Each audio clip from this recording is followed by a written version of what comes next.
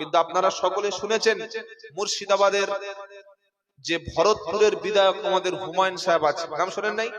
তিনি এই আজকের 6 ডিসেম্বর মানে আগামীকাল বেলডাঙ্গায় তিনি একটা মসজিদ নির্মাণ করবেন, স্থাপত্য করবেন। কি মসজিদ? জোরে বলেন। বাবরি মসজিদ। এখন অনেক মুসলমান অন্তর থেকে খুব খুশি যে আল্লাহ, বাবরি মসজিদ তাহলে একটা হচ্ছে।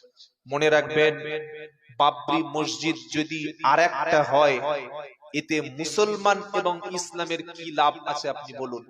আপনার আমার কলিজার সবচাইতে যেটা মনের রক্তক্ষরণ প্রত্যেকটা মুসলমানের 6 ডিসেম্বর হয়, সেটা হচ্ছে আমাদের পুরাতন আদি বাবরি মসজিদ যেটা ভাঙা হয়েছে। যতক্ষণ পর্যন্ত গণতন্ত্র এবং সঠিক বিচার আমরা পাচ্ছি না, ততদিন পর্যন্ত ওই জায়গায় মসজিদ আমাদের করা সম্ভব হবে না।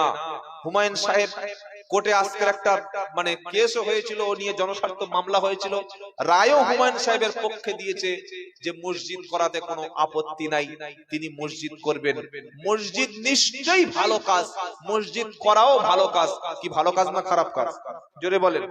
মসজিদ নির্মাণ করা ভালো কাজ, কিন্তু উদ্দেশ্য যদি খারাপ থাকে, নিয়ত যদি খারাপ থাকে, এর জন্য সওয়াবের বদলে গুনাহ হবে।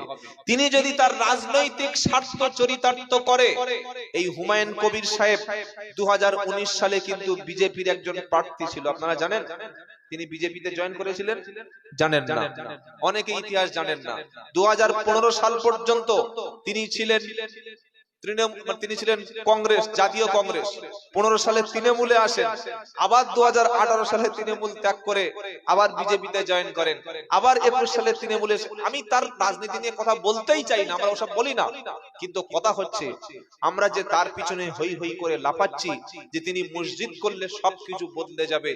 না ভাই, যেটা আমাদের মুসলমানদের প্রয়োজন, যে মসজিদগুলিতে আবাদ হচ্ছে না, নামাজ হচ্ছে না, আজান হচ্ছে, নামাজ পড়ার লোক নেই, পাড়ায় অসংখ্য মসজিদ বিভিন্ন জায়গায় আছে, মসজিদ বন্ধের পথে চলে গেছে। অনেক মাদ্রাসা আছে, সেখানে শিক্ষক আছে কিন্তু বেতন নাই। অনেক মসজিদ আছে, আজান দেওয়ারও লোক নাই। এইগুলো আমাদের আগে পুনরুদ্ধার দরকার।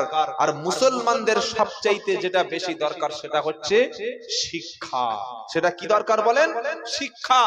আমরা যখন হাফেজ আলেম, ইমাম আলেম, ডাক্তার, মাস্টার, ইঞ্জিনিয়ার, বড় বড় বিজ্ঞানী যখন আমরা মুসলমানরা ইউনিভার্সিটি তৈরি করে, কলেজ তৈরি করে, বড় বড় মাদ্রাসা প্রতিষ্ঠান করে তৈরি করতে পারবো, ইনশাআল্লাহ তখন মুসলমানদের দুর্দশা ঘুরবে। হুমায়ুন সাহেব যদি তার উদ্দেশ্য ভালো